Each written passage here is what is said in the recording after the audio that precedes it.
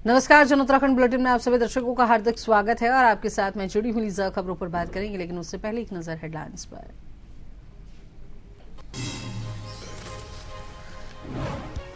काशीपुर को विकास कार्यों की सौगात, सीएम धामी ने 25.19 करोड़ रुपए की योजनाओं का किया शिलान्यास। लोकार्पण कार्यक्रम में वर्चुअली किया संबोधित।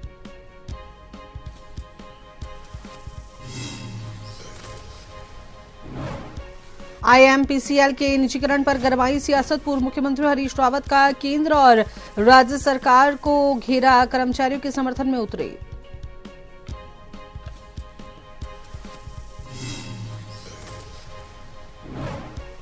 अवैध पेड़ कटान और सामाजिक बहिष्कार का मामला, हाईकोर्ट ने राज्य सरकार से 2 हफ्ते में मांगा जवाब, ग्रामीणों की जनहित याचिका पर हुई सुनवाई।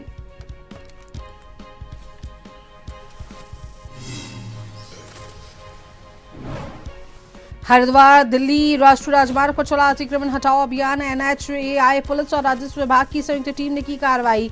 हाईवे किनारे किए गए अवैध कब्जों पर अतिक्रमण को हटाया। उत्तराखंड पुलिस विभाग में बड़ा फेरबदल, कई वरिष्ठ आईपीएस और पीपीएस अधिकारियों के तबादले, गृह विभाग ने तत्काल प्रभाव से जारी किया आदेश।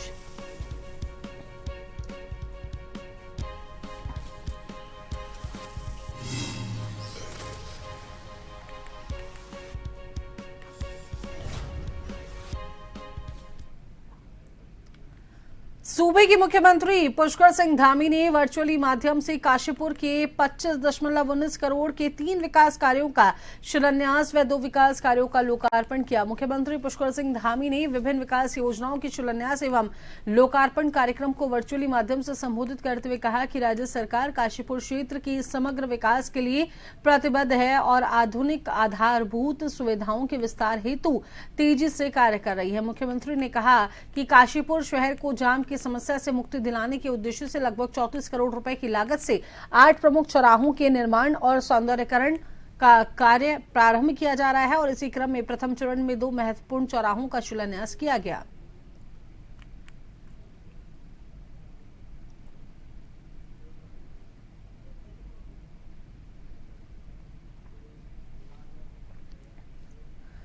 सूबे के मुख्यमंत्री पुष्कर सिंह धामी ने लोहिया हेड हेलीपैड व कैंप कार्यालय में जनता व जनप्रतिनिधियों से मुलाकात कर जन समस्याओं को सुना तथा समस्याओं के समाधान करने के निर्देश अधिकारियों को उन्होंने दिए। उन्होंने कहा कि जन समस्याओं का समाधान सरकार की प्राथमिकता है, इसलिए जनता की समस्याओं का शीघ्रता से समाधान किया जाए। इसके उपरांत पर्यावरण दिवस पर माननीय मुख्यमंत्री ने कैंप कार्यालय परिसर में लोहिया हेड में पौधारोपण कर पर्यावरण संरक्षण का संदेश दिया। उन्होंने कहा कि हमें पौधारोपण ही नहीं, उनका संरक्षण भी करना है।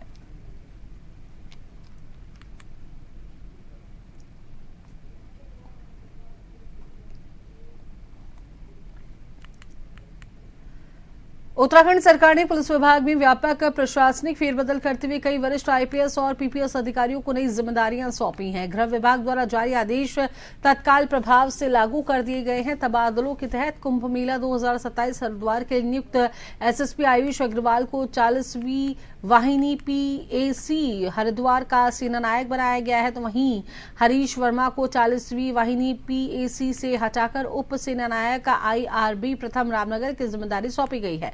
अमित श्रीवास्तव को पुलिस अधीक्षक सीआईडी सेक्टर देहरादून और जितेंद्र चौधरी को एसपी अपराध एवं यातायात देहरादून नियुक्त किया गया है, तो वहीं पीपीएस अधिकारियों में वीर सिंह को उप सेनानायक आईआरबी प्रथम रामनगर, लोकजीत सिंह को अपर पुलिस अधीक्षक अपराध एवं कानून व्यवस्था शिकायत पुलिस मुख्यालय, शांतनु पाराशर को अपर पुलिस अधीक्षक साइबर क्राइम तथा अंकुश मिश्रा को अपर पुलिस अधीक्षक अभिसूचना एवं सुरक्षा मुख्यालय की जिम्मेदारी सौंपी गई है। तो वहीं वरिष्ठ आईपीएस अधिकारी के स्तर पर भी महत्वपूर्ण बदलाव किए गए हैं। विम्मी सचदेवा को पुलिस दूरसंचार एवं फायर सर्विस, रिद्धिम अग्रवाल को अपराध एवं कानून व्यवस्था तथा CCTNS SCRB, Krishna Kumar VK को ट्रैफिक विंग, आनंद शंकर तिवारी को सीआईडी, योगेंद्र सिंह रावत को एसडीआरएफ तथा निवेदिता कुकरेती को कुमाऊं परिक्षेत्र नैनीताल का आईजी नियुक्त किया गया है।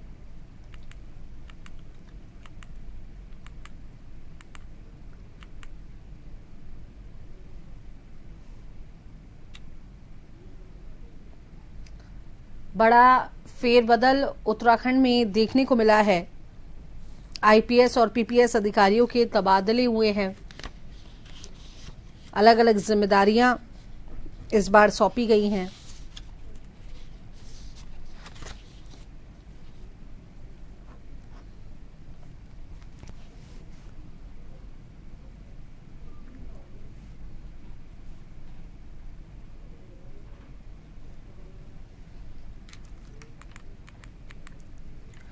मोहान स्थित आईएमपीसीएल फैक्ट्री पहुंचे उत्तराखंड के पूर्व मुख्यमंत्री हरीश रावत ने निजीकरण के मुद्दे पर केंद्र और राज्य सरकार के साथ साथ खरीदार कंपनी पर भी तीखा हमला बोला है। कर्मचारियों के समर्थन में आयोजित धरना स्थल पर पहुंचे रावत ने कहा कि आईएमपीसीएल एक लाभ कमाने वाली संस्था है, इसके बावजूद इसे निजी हाथों में सौंपा जा रहा है। उन्होंने ये आरोप लगाया है कि खरीदार कंपनी केवल एक फ्रंट कंपनी है और इसके पीछे कोई अन्य बड़ा आर्थिक समूह मौजूद है।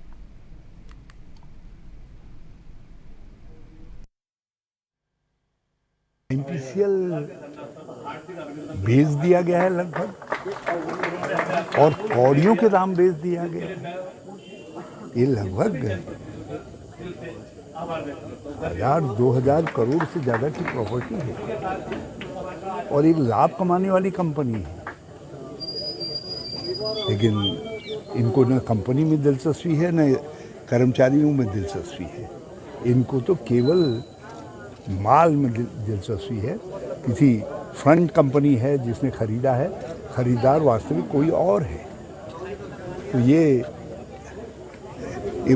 आईएमपीसीएल साल 1.5 साल का मेहमान रहेगा निजी हाथों में भी।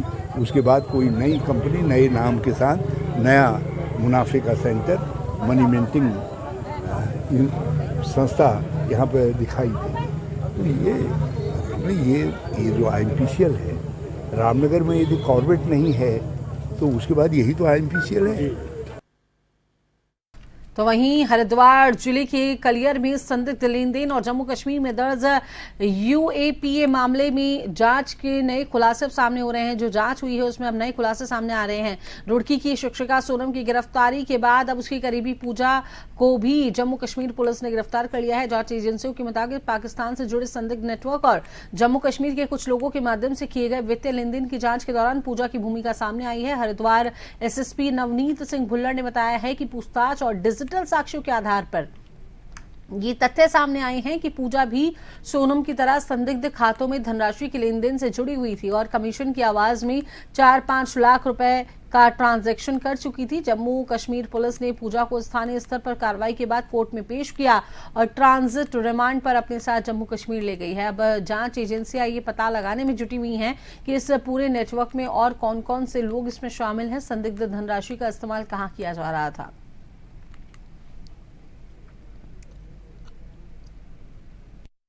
इन्वेस्टिगेशन के दौरान एक सोनम नाम की महिला का नाम आया था और उसके द्वारा कुछ अकाउंट्स में पैसे प्राप्त करके बताया गया अकाउंट्स में पैसे ट्रांसफ़र किए गए थे।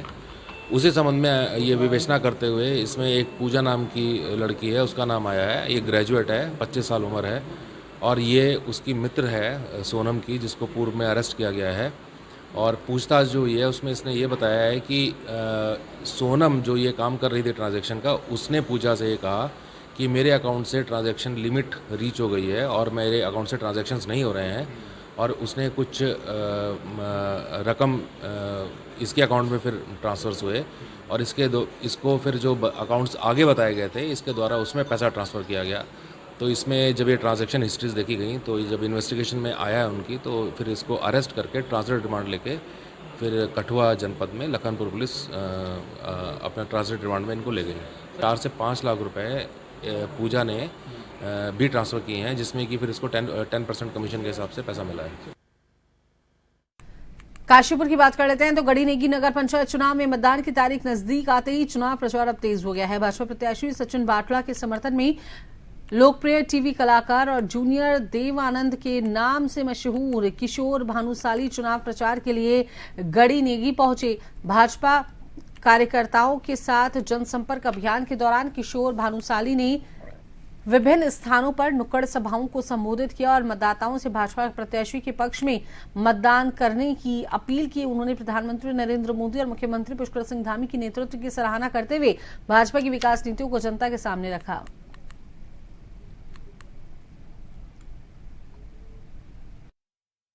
बहुत सपोर्ट मिल रहा है। मैं सुबह 8 बजे आया हूँ, तब से सब लोग मेरे साथ में हैं। लोगों का बहुत प्यार मिल रहा है और सचिन बाटला जी तो जीत ही गए समझो। और मैं कई अरसों से खटीमा, काशीपुर, उत्तराखंड से मैं जुड़ा हुआ हूँ। धामी साहब के साथ में मैं जुड़ा हुआ हूँ और दिल से मैं भारतीय जनता पार्टी का ही हूँ। जब ये जनता पार्टी थी, भारतीय जनता पार्टी नहीं थी। जनता पार्टी तब से मैं आज तक मैं इनके साथ में जुड़ा हूं। 80 में शुरुआत हुई और भारतीय जनता पार्टी ने ये साबित कर दिया है कि सबका साथ, सबका विकास, देश की उन्नति, शहर की उन्नति, सबको साथ में लेके चलो, भेदभाव मत करो, सबका विकास का सोचो, और वो उन्होंने साबित करके दिखा दिया है। सिलसिले को आगे बढ़ाते हैं तो उत्तराखंड हाईकोर्ट ने देहरादून जिले के विकासनगर क्षेत्र स्थित ग्राम सभा तोली से कथित अवैध पेड़ कटान और शिकायतकर्ताओं के सामाजिक बहिष्कार के मामले को गंभीरता से लिया है। कोर्ट ने राज्य सरकार को 2 सप्ताह के भीतर जवाब दाखिल करने के निर्देश दिए हैं। मुख्य न्यायाधीश मनोज कुमार गुप्ता और न्यायमूर्ति सुभाष उपाध्याय की खंडपीठ ने इस संबंध में दायर जनहित याचिका पर सुनवाई की। याचिका ग्राम सभा तोली के गोपाल सिंह और विनोद कुमार चौहान समेत 6 ग्रामीणों की ओर से दावा दायर की गई। याचिका में कहा गया कि जनवरी 2026 के दौरान गांव में बड़ी संख्या में पेड़ों का कटान किया जा रहा था। इसकी शिकायत वन विभाग के अधिकारियों से करते हुए मामले की जांच और दोषियों के खिलाफ कार्रवाई की मांग की गई थी।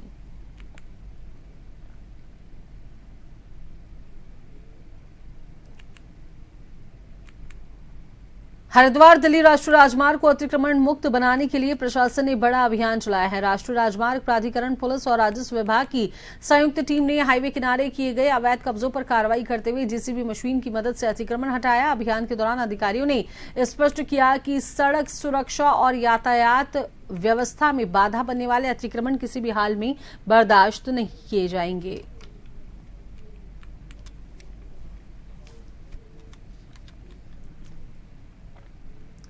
लक्सर में ट्रक यूनियन को लेकर विवाद लगातार गहराता जा रहा है। यूनियन के सदस्य आवर्त सिंगल ने पदाधिकारियों पर व्यापारियों और भारी ट्रक चालकों से अवैध वसूली करने का आरोप लगाया है। उनका ये कहना है कि शुगर मिल से चीनी लोड करने वाले ट्रकों से 500 से 1000 रुपए तक वसूले जा रहे हैं। वहीं विरोध करने पर मारपीट का भी आरोप लगाया गया है। दूसरी ओर ट्रक यूनियन के अध्यक्ष अरुण चौधरी और कोषाध्यक्ष अमरीश गर्ग ने सभी आरोपों को निराधार बताते हुए खारिज कर दिया है। मामले को लेकर प्रशासन से जांच और कार्रवाई की मांग की गई है। मैं काफी टाइम से आवाज उठा रहा हूं कि लक्सर टू में शोषण हो रहा है व्यापारियों का, और बाहर की जो गाड़ी आती हैं शुगर मिल में लोड करने, उनसे अवैध पर्ची काटते हैं जबरदस्ती 1000 की 1500 की, रोड का 40-50 हज़ार रुपये इकट्ठा करते हैं। अब मैं उसके खिलाफ मैंने तहरीर एसएसपी साहब से बात करी। एसएसपी साहब ने बोला है कि आप सीओ साहब से मिलो। मैं जाकर सीओ साहब से मिला परसों नेगी जी से। नेगी जी ने कहा कोई बात नहीं साहब, परेशान ना हो और मैं कार्रवाई करता हूँ, आप मुझे एप्लीकेशन लिख के दो। मैं परसों वहाँ एप्लीकेशन लिख के दिया है थाने में। अब उसके बाद इन्होंने मुझे बुलाया है यूनियन पे कि यहाँ पे सिटी आ जाए, कोई बात नहीं, चलो मर दो भाई, घर की बात है। मैं चला गया तो जाते ही उन्होंने मेरे साथ बदतमीजी शुरू कर दी, मार पिटाई। जो आरोप आवर्त सिंगल ने लगाए हैं वो बेबुनियाद। फैक्ट्री, शुगर फैक्ट्री से हमारा एक समझौता पुराना, हमारी लोडिंग स्लिप जाती है, उसके आधार पर गाड़ी वहाँ अंदर लगती है और गाड़ी की पूरी जिम्मेदारी हमारी होती है चिमनी की। अगर कहीं रास्ते में कुछ हो सकता है उसकी जिम्मेदारी हमारी होती है। तो लोडिंग स्लिप जाती है और गाड़ी लोड होती है। रही 2.5 रुपये कुंटल की बात, हमारी खुद भी गाड़ी जो भी यहाँ लोड होती है उससे भी हम भाई कमीशन देते हैं। बिना कमीशन के तो यूनियन चलती नहीं, बिना पैसे के तो कोई काम नहीं होनेगा। यहाँ स्टाफ भी है, खर्चे भी है, सब चीज़ है। आज हमारी बोर्ड की मीटिंग थी, किसी मसले पर हमने आज मीटिंग को बुलाया था 10 बजे, और सभी लोग इकट्ठे हुए। सभी इकट्ठा होने के बाद कुछ मोटर मालिकों में जो हमारे मेंबर हैं उनमें आपस में किसी बात को लेकर के कहासुनी हो गई। अब जब कहासुनी होगी, एक दूसरे पे आरोप भी गलत लगा रहा है और वो ऐसी भट्टी गाली दे रहा है, उसको दूसरे मेंबर उस पर गुस्सा आ गया। अब उनमें छोटा मोटा धक्का मुक्की हुई है जो मुझे पता लगा है, पर मैं चाहता हूं कि हम सब लोग मिल बैठ के तो बात करें। काशीपुर में विश्व पर्यावरण दिवस के अवसर पर नगर निगम काशीपुर द्वारा टंचिंग ग्राउंड में भव्य हरियाली उत्सव का आयोजन किया गया। कार्यक्रम में महापौर दीपक बाली, पार्षदों, नगर निगम अधिकारियों, स्कूली बच्चों, शिक्षक शिक्षिकाओं, स्वयंसेवी संगठनों और पर्यावरण मित्रों ने सामूहिक रूप से पौधारोपण किया। तो वहीं वृक्षारोपण के दौरान हुई बारिश ने न कार्यक्रम को केवल खास बनाया बल्कि लोगों को प्रकृति के आशीर्वाद के रूप में भी देखा।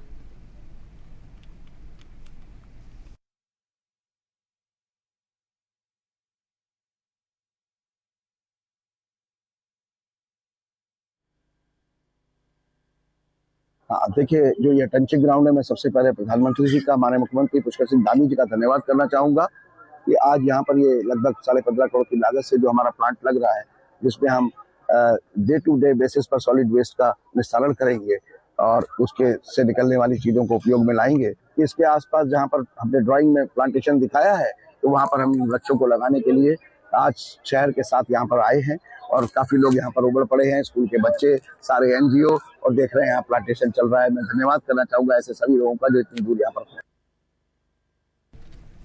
तो वहीं उत्तराखंड में विशेष गहन पुनरीक्षण को लेकर अपर मुख्य निर्वाचन अधिकारी डॉक्टर विजय कुमार जोगदंडे ने सचिवालय में मीडिया को संबोधित किया। उन्होंने बताया कि अभियान के तहत 8 जून से 7 जुलाई 2026 तक बूथ लेवल अधिकारी यानी कि BLO घर घर जाकर गणना फॉर्म वितरित करेंगे, संकलित करेंगे। वहीं उन्होंने ये भी बताया कि प्रदेश के 79.60 लाख मतदाताओं को गणना फॉर्म उपलब्ध कराए जाएंगे। यदि कोई मतदाता पहली बार घर पर नहीं मिलता है तो BLO 3 बार उसके घर जाकर संपर्क करेगा।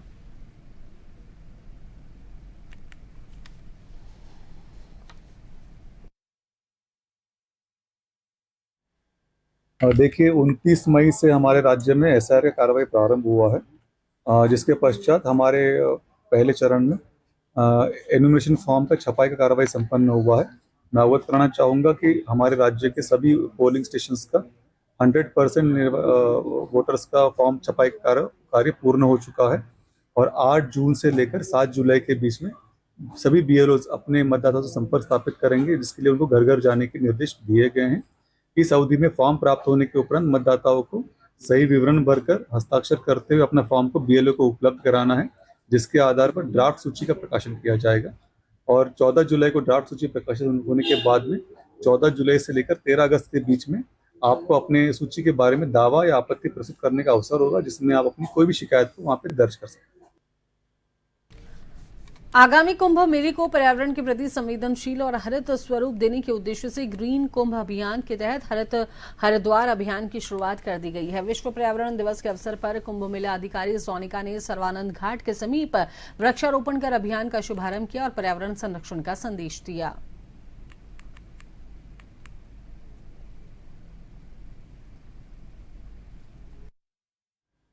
वृक्षारोपण किया है और हम लोग अब इसे कंटिन्यू रखेंगे और किस तरह से प्लांट्स जो हमने लगाए हैं उनको ट्रैक करना है, कहाँ कहाँ लगाना है, किस तरह से लगाना है, उस सब की हमने पूरी प्लानिंग की है और उसी के क्रम में आज हम लोगों ने स्टार्ट किया है कि पूरे हरिद्वार शहर और पूरे डिस्ट्रिक्ट में किस तरह से वृक्षारोपण किया जाए और करना है।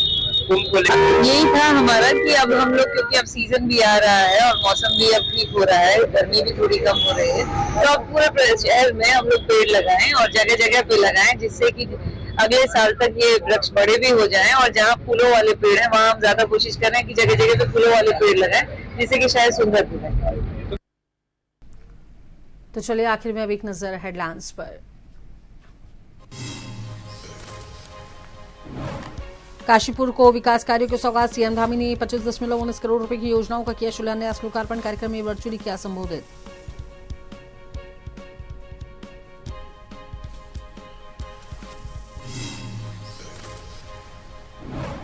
IMPCL के निजीकरण पर गरमाई सियासत। पूर्व मुख्यमंत्री हरीश रावत ने केंद्र और राज्य सरकार को घेरा, कर्मचारियों के समर्थन में उतरे।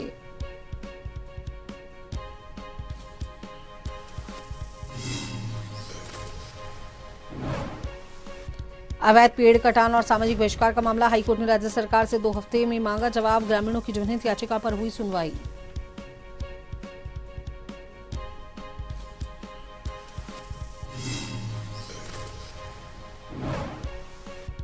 तो वहीं हरिद्वार दिल्ली राष्ट्रीय राजमार्ग पर चला अतिक्रमण हटाओ अभियान। NHAI और राजस्व विभाग की संयुक्त टीम की कार्रवाई, हाईवे किनारे किए गए अवैध कब्जों पर हटाया।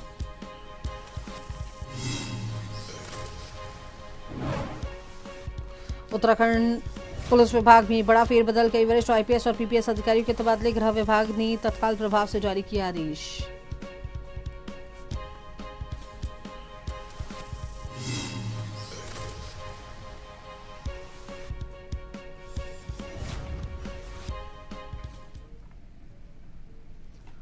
तो अभी के इस बुलेटिन में फिलहाल के लिए इतना ही। बने रहिए जन TV के साथ। नमस्कार।